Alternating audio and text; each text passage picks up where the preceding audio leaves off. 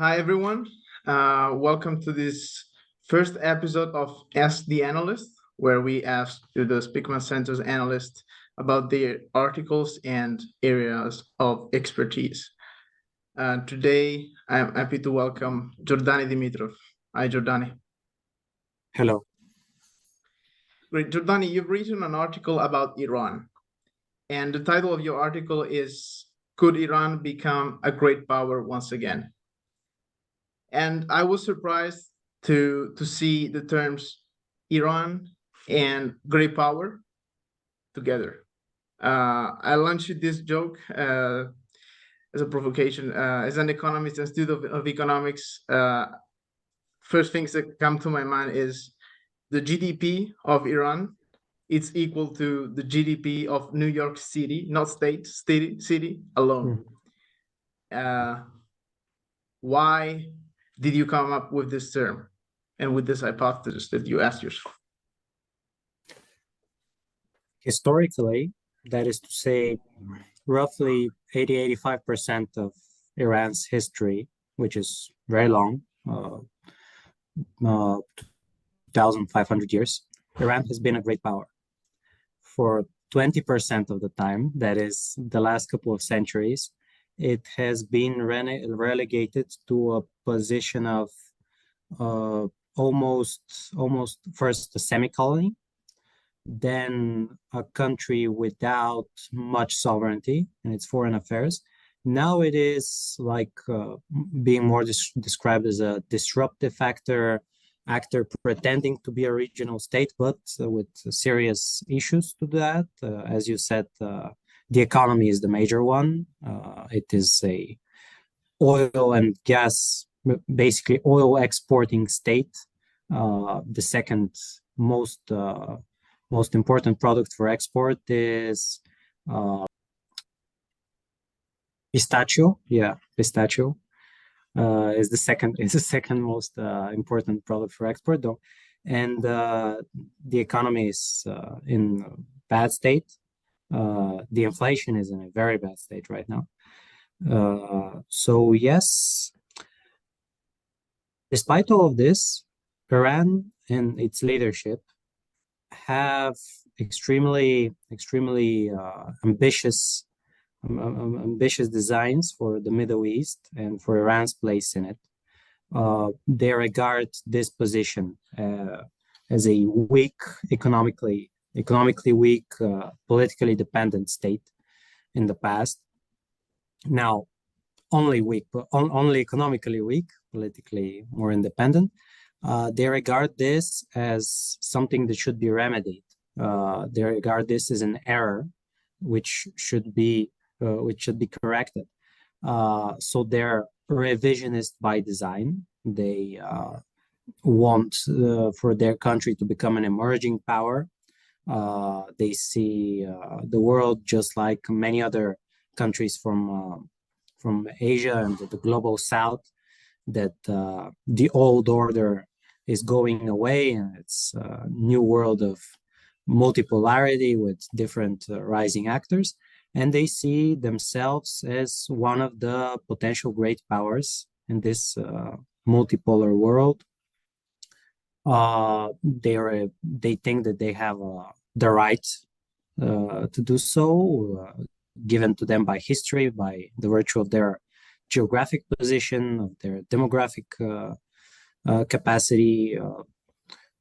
Basically, Iran is, when you look at the Middle East, Iran is the oldest continuously existing nation and civilization in the region,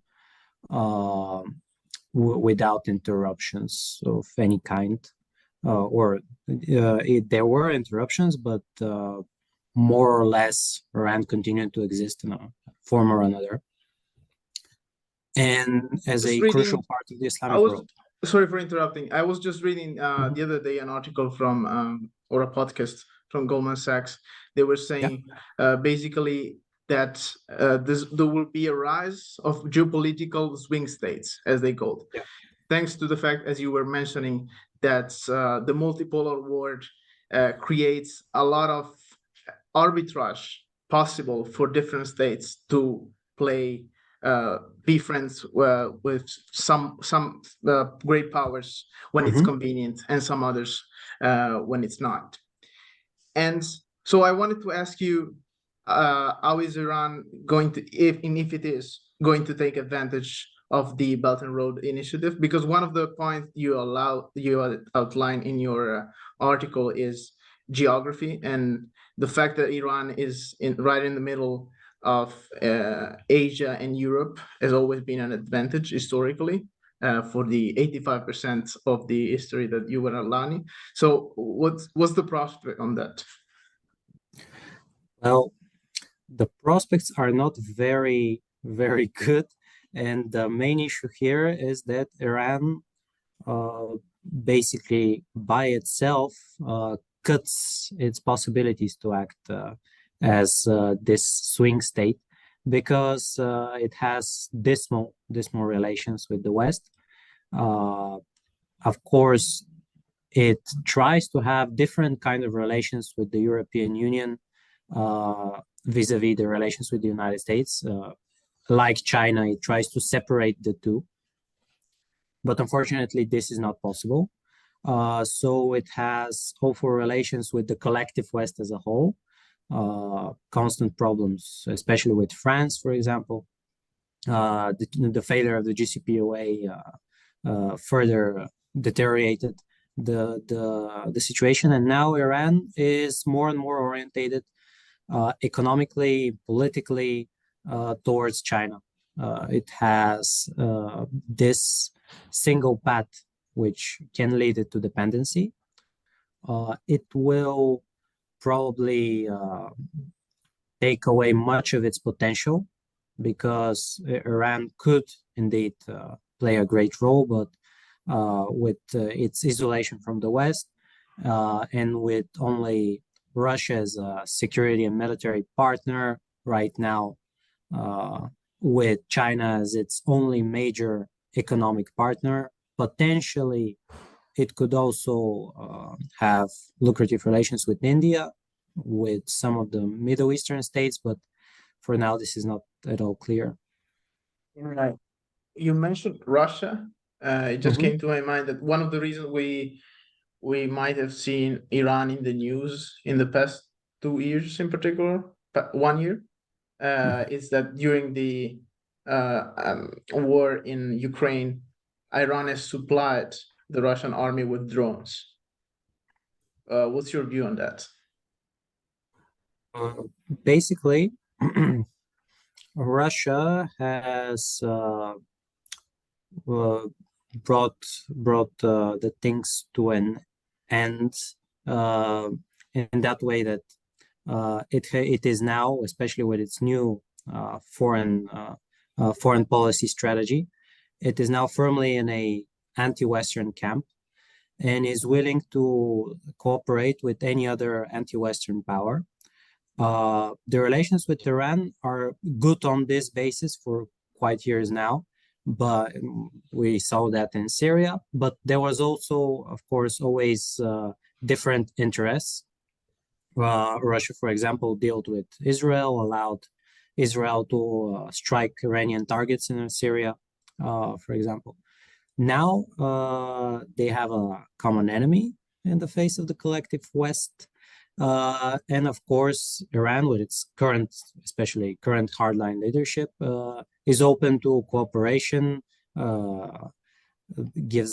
sells them drones. The Russians are quite behind with the drone technology, and even Iran, in its situation of decades of military isolation, embargo, is capable of producing drones that the Russians don't have and have to buy them from Iran. This was actually funny. On a Russian foreign policy website, quite famous one, there was an article when it was found out that the Russians are getting drones from Iran, and the title of the article was "Buying drones from Iran is nothing to be ashamed about." Generally, historically, Iran and Russia are no friends. Russia has tried to and been quite successful at dominating Iran. of annexing part of the territories that were theirs, were One of Iranians in the the past. areas of conflict was the Caucasus, right? Yes, the Caucasus and Central Asia also.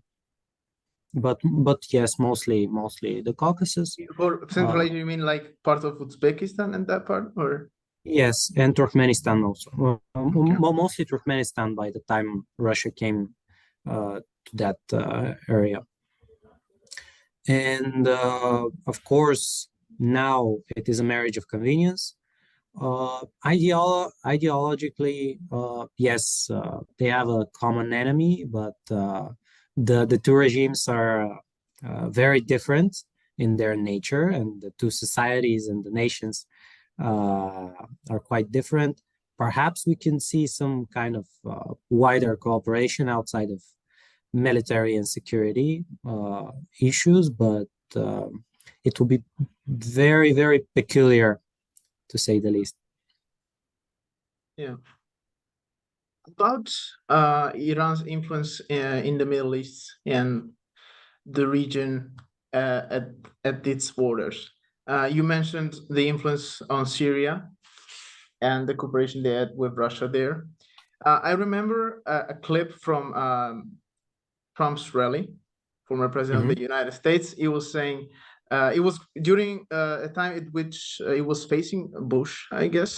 He was criticizing the invasion, 2003 U.S. invasion of Iraq, saying that it was a failure. And one of the reasons of it being a failure is the consequence that Iran is using Iraq as a training camp for terrorists. Is there anything true there? And what's the influence that right now Iran has on Iraq? Uh, what I understood about the situation there is that, uh, of course, now Iraq, we can say we can talk about statehood, but it is a bit not like the exact concept when you talk about Iraq. Iraq is divided in several communities, and one of these communities is in its majority tied to Iran. Iran supplies with weapons and other aid most of the militias there. There is a wide network of militias, Shia militias that are armed, that control parts of the country, especially the roads, and they assure various goods being transported through Iraq to Iran, and from Iran through Iraq to Syria, Lebanon, and reaching the Mediterranean. Uh, this gives Iran a sort of control over Iraq. It is not total. It only captures most of the Shia community, which is the majority in Iraq, but it is not the overwhelming majority, and antagonizes the other two groups, which are the Sunni Arabs and the Kurds, of course. Both of them are not on friendly terms with Iran. Mm, Iran is, in fact, has some kind of, we can say, weak control over Iraq, but it is not definite. Uh, it has also, of course, the link with Syria and Lebanon, but does this have secure future? Because for now it's just roads, militias who control them, and ties with tribes, uh, common common religious groups. Does this have an economic basis? No. Does this have a wider strategy, a vision behind it? I don't know. I think it's more like the consequence of series of actions that gave a good result for Iran in the end. Mm. Interesting. And you were mentioning the use of Shiism. right? The influence that they have on some part of Iraq is because they were tied with this minority through this current of Islam. How did they use this in foreign policy throughout their history? Throughout their history, actually, mm, of course, Shiism was imposed, we can say, on Iran itself by the Safavids when the Safavid Empire was born.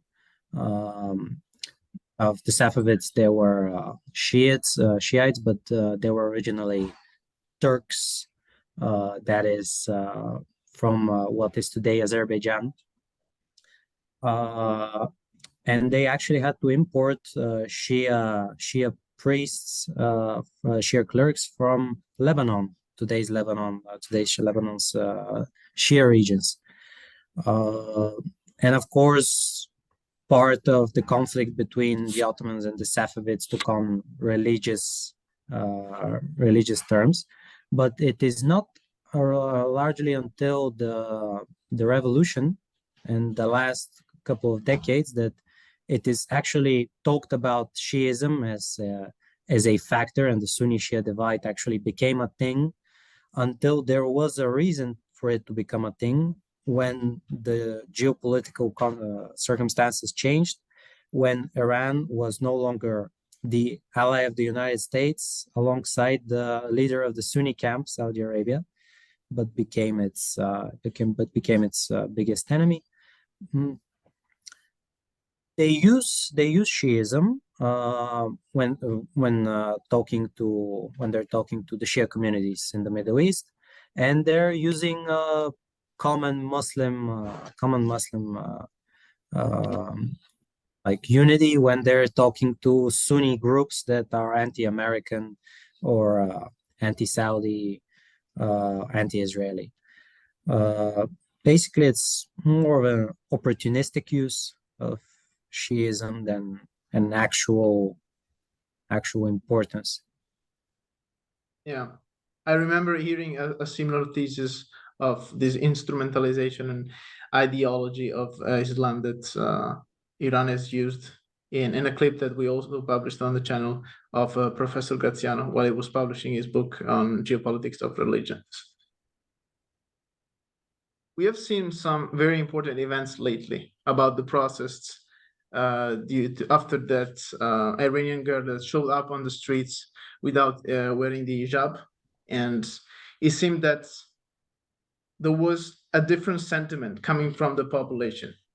You know, the opposite thing that some people say about Afghanistan, that when the Western world, the US, NATO left, there wasn't really that sentiment of freedom and secularization of the institutions.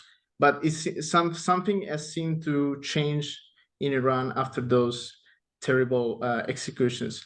Uh, do you think that after the Iranian Revolution, today there is some sentiment relatively to the religion and Islam that has changed?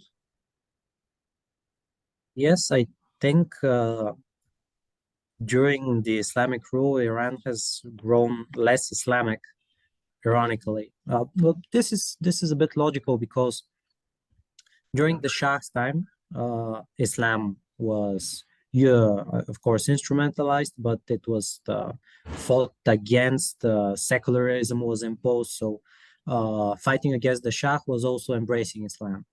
Now, when Islam is being enforced on people, forced onto people, it did become unpopular, especially with some of the successes of the Islamic Revolution, like the better education, especially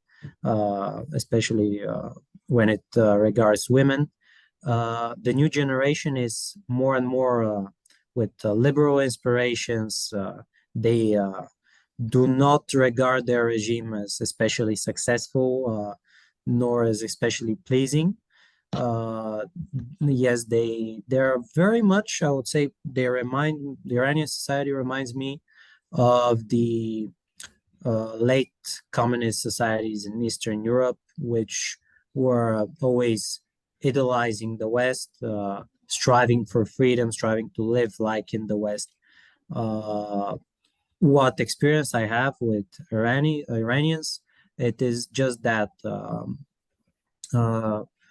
in fact, they often reject any kind of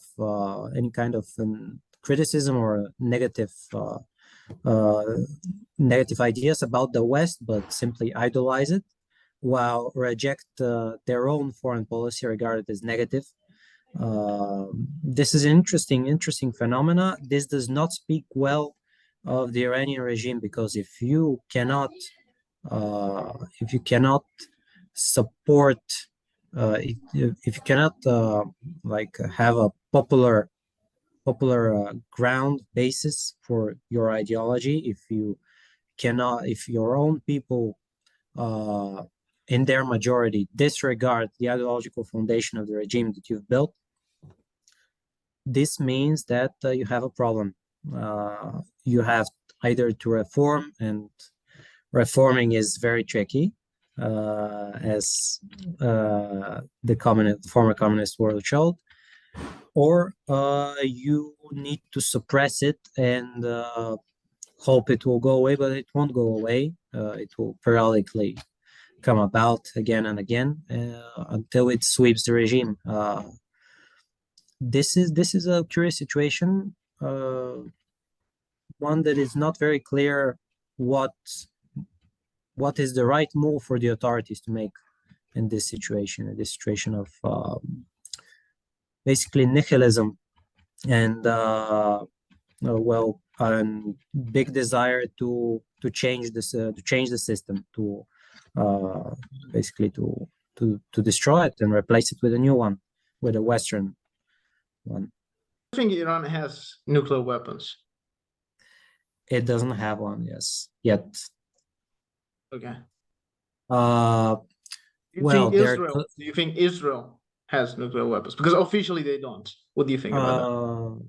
Yeah, officially they claim what was it? Ambiguity.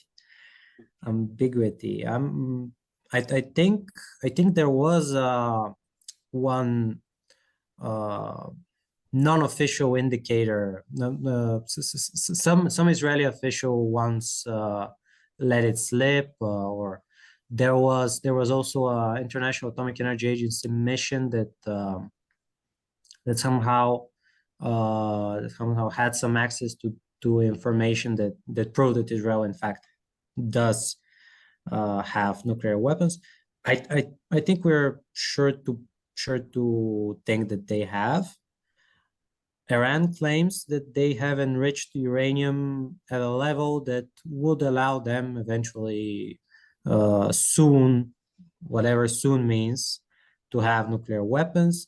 Now that they have nuclear technology, when you have nuclear technology for peaceful purposes, it is theoretically not that hard to get nuclear weapons. We must not forget that, after all, even though it took them decades, North Korea has nuclear weapons, so it is not mission impossible. And even if the North Koreans can do it, Iran can do it. The question is, are they prepared to basically block any kind of hopes for the renewal of the nuclear deal, and lose any hopes of economic, of foreign investment, of economic improvement? And of course, this is the most significant problem that Iran faces. It is not that much Israel, but that Be sure about it. Yeah.